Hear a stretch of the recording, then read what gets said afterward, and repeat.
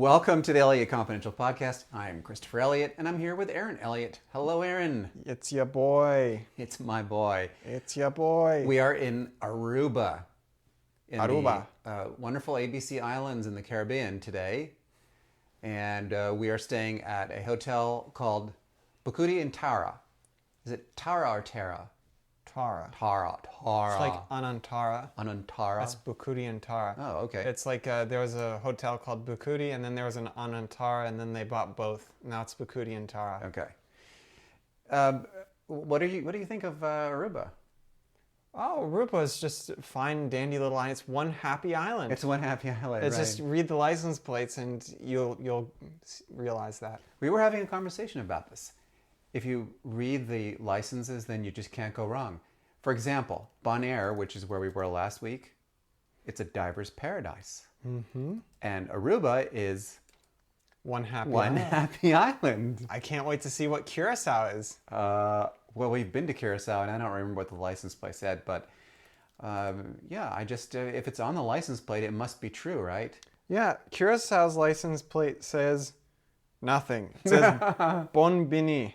Oh, okay. It says Curacao and or Bonbini.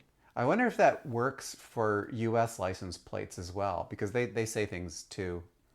Say funny things, land of Lincoln, you know. Must be true. Yep. Yeah. If the license plate said it, it's always true. Grand Canyon State for Arizona, which is where we're from.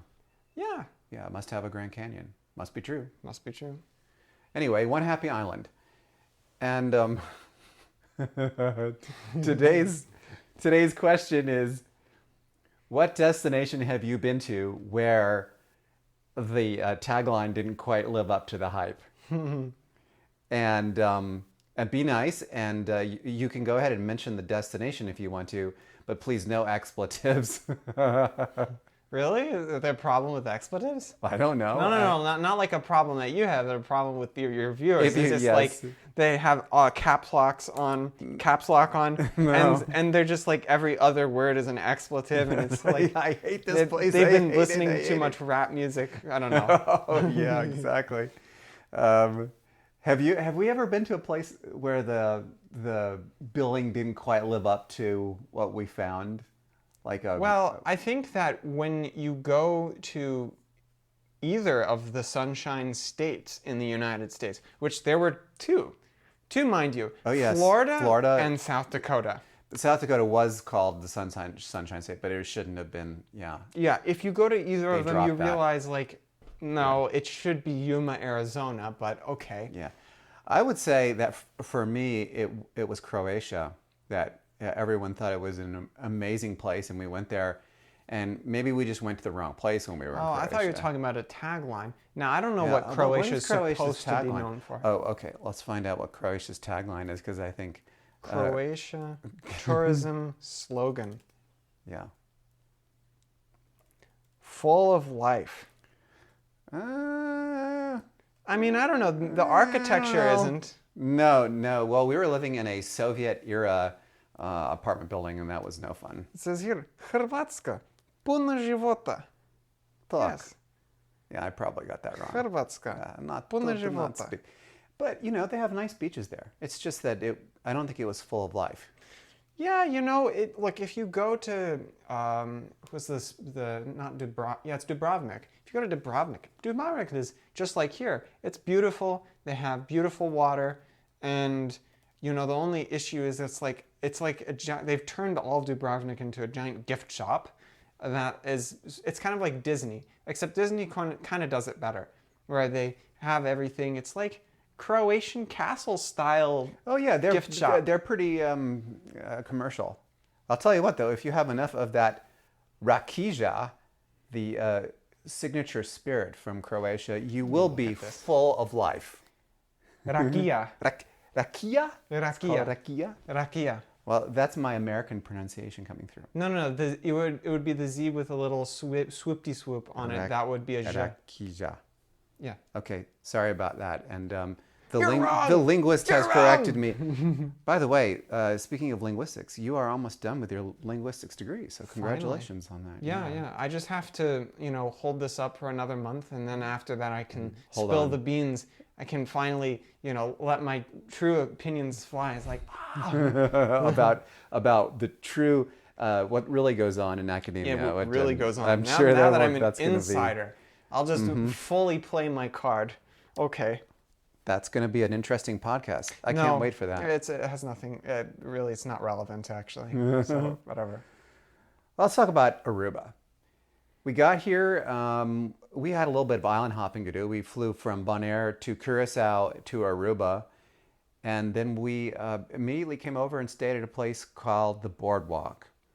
Yes. Boardwalk is built very close to a wetlands, kind of an overflow area where it's just teeming with birds, and they're very into sustainability. And I cannot wait to write my story about Aruban sustainability because it's actually really fascinating. But one thing that we saw there was, and I've never seen this before, Aaron, is a hummingbird nest. A hummingbird nest, Yes, with a hummingbird, a mama hummingbird in there on the eggs. It was really cool. Hummingbird, it was so cute. Eat it. And just like, Okay. What did you think of the Boardwalk? Boardwalk is a cute little property, I don't know how many rooms I forgot. I think it's like It's a boutique 30. hotel. It's a boutique hotel. Not that many. They have nice rooms. They have really nice rooms, a lot of amenities. I mean, look, any boutique hotel that's going to make sure that you have you have the ability to clean also your Yes. room. They give you a sponge, which is amazing. Yeah, they had little kitchens in there. Little and kitchenettes. They had plenty of espresso in their machines, which kept me awake at all the wrong hours. But that's only because I try to work at all the wrong hours too. And they had what I loved was that you really had the climate control in there was just amazing. You walk in there and it's like walking into a refrigerator. Yeah.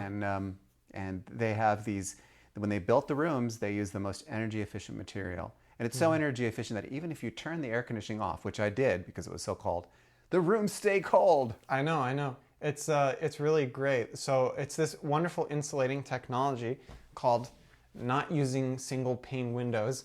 Well, yes, there is that too.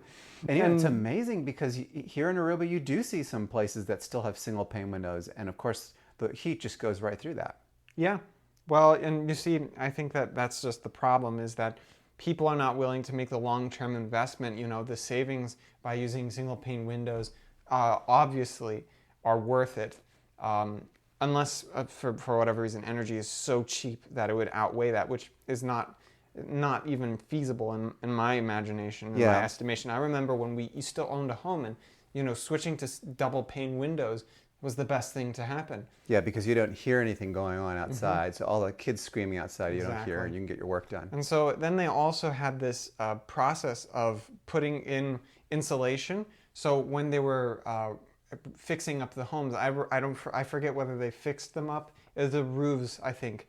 They changed the roofs so that way they were better insulated. They have solar panels on the roofs. And they have solar panels. So that was all really good. And so there's no problem with humidity or with heat in these rooms, which is great because that's like the main problem. I remember at an undisclosed resort we were staying at, they did have a problem with humidity. And it was quite difficult because they acted sort of like it wasn't a problem. And then you would try to sleep and it felt like you were swimming. Oh, yeah, I hate that. Let's back it up a second because, not many people know Aruba. It is a very famous Caribbean island, but if you ask them to find it on a map, they probably would flail around a little bit. I know that I did when I was planning this trip, and I'm supposed to be an expert on it. Where is Aruba? Aruba is one of the ABC islands closest to Venezuela, particularly the western part of Venezuela. 30 miles it's just off of Baby Beach. You can see it. Yeah, it's just north of the Bay of Venezuela. I think that's what they call. Venezuela is very close by. You can see on a clear day, you can actually see to Venezuela. And when we say ABC islands, we of course mean Aruba, Bonaire, and Curacao. And these are in the Dutch Caribbean. But Aruba is probably the most famous of the ABC islands because in the 1980s, the Arubans decided to really double down on tourism, and they brought in a lot of hotels. So when you get to Aruba, you realize that it reminds you a lot of some of the other vacation destinations maybe you visited in the United States, like Orlando or Las Vegas even. I like to think of it, especially the area around Palm Beach, it just reminds me of Las Vegas meets Fort Lauderdale condos by the beach. Yeah, and that's exactly what it is. You have a lot of hotels, a lot of timeshares. I remember particularly there was this one property that we had the chance to stay near Edisto Beach, and it also had vibes of that In too. South Carolina, yeah. In South Carolina. Mm-hmm. And I think that it was very interesting to walk around because it felt so much like you're at home. It does, and the reason why is because they have mostly American visitors here. Yes. Everyone here is from the States. Everyone here speaks American English, and it's very, very American. Yeah, absolutely. And just seeing all of this, it's kind of crazy because I've seen Bonaire, and Bonaire was developed very differently. It was you look not, at the roads, you look at the businesses, you look at everything. You look at this place, and I really do feel that the Americans had a huge influence on this place, almost an outsized influence. Yeah, I would definitely agree with you. Let's jump to the hotel that we're in right now, Bukudi and Tara. Did I say that correctly? Bukudi and Tara. Bukudi and Tara is one of the top resorts in the Caribbean for romance. Although there are plenty of people here who are not on their honeymoon, as we discovered, it has quite possibly one of the nicest beaches that I've ever seen. It's white sand and unreal looking teal water, and a lot of people just laying out there and enjoying the beach. Mm-hmm. But it has also one of the most impressive sustainability programs. Everything here is recycled. They have electric vehicles, no single-use soaps, et cetera, et cetera. And so they're definitely going to factor into my story on sustainability. But it's a different vibe from Boardwalk. This is not a boutique hotel. This is a bigger hotel. Right, Aaron? Much bigger. You have much more of what you're expecting in a hotel. Just, I don't know. It reminds me a lot of Hiltons that I stayed in Japan, to be perfectly honest. And it's not a bad thing. High praise, yes. It's high praise, but it's very standard hotel sort of feel. Yeah. And I think that, they have good amenities. You don't have a kitchenette like you do at the Boardwalk, but it's a good hotel. They have a microwave oven. And I think that they really put the investment where it counts. The bed is memory foam. I was just going to say that. The bed is great. Yeah. And here's a really weird thing. I mean, it's a very comfortable bed. I would go with comforters in the bed because people turn the AC up really high at night. And so they actually end up getting cold. Right now they're using sheets. So that would be the only suggestion that I make, and it would probably cost them a lot of money, so they're not going to do that. But other than that, though, I really like this place a lot. The art's very unique on the wall. I'm looking at this artwork right now that they have in our hotel room, and it's right behind you. Behind you, right there it is. Oh yeah, there. Now I recognize it. Yeah. I was like, where is it? Where? You're going, oh, where is it? Where is it?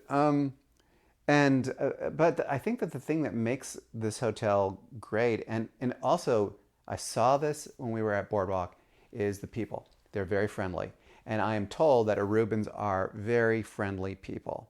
They're very attentive. They ask, how are you doing? They know your name. It's great. Yeah.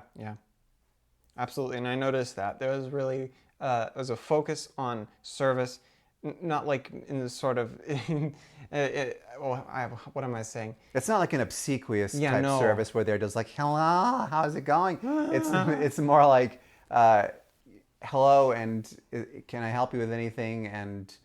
And I hope you're having a great stay. That sort of thing. They hire people. People, right. I think that in the hospitality industry, if you have good people, you can fix almost anything else. But if you don't have good people, you can have the best hotel, and it's just not going to work. Absolutely. Our question of the week again is, what destination have you been to that's been billed as one thing that ended up not quite living up to its expectations or your expectations? I would love to know. Please tell me. There's one other thing I wanted to mention, though, about Aruba, which is we did a tour today with a guy named Michel. I know I mispronounced. Michels. And he is a professional bird watcher. I mean, this guy's been in books. And he showed us the famous Aruban owl. I was blown away by this owl because it's just sitting there. It's a burrowing owl, and it's this national symbol of Aruba. It is, and it's sitting there in the underbrush, perfectly camouflaged. I put up a picture on Facebook of the owl. And it's now become the symbol of Aruba, so they start putting it on things like the flag and whatever else. Not, I don't think they have it on the flag, but they have it on other things. And so Michael, I called him Michael, took us all around the island and showed us all kinds of different birds that they have here. Terns on the south side, we saw all those terns. Mm-hmm. But also told us a really fascinating story about Aruba, which is that the development's kind of destroying Aruba. They're really going to town and building hotels, and it's eliminating a lot of the natural habitat of these animals, which is very, very unfortunate. Yeah, not just that, but also there's a lot of ATVs that ride around, and they just, they'll destroy their nests, and also they'll kill plants, and that has a sort of a domino effect on all of the other wildlife and the birds that are currently in Aruba. So I guess the takeaway for this is, if you decide to go to Aruba, don't go on an ATV tour. Don't go on an ATV. Don't do off-roading. You know, you want to go do something responsible. You don't want to go off-roading, because off-roading could mean destroying habitat. You could actually ride over one of these owls, yes, which would be tragic. They're so cute.